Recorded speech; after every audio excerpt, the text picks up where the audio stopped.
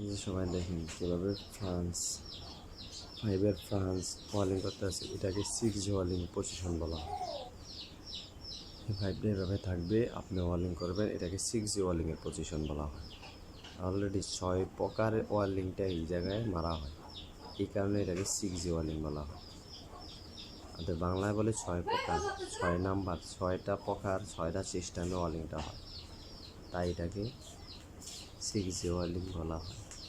দেখেন কীভাবে মারতেছে, দেখে শিখেন সবাই।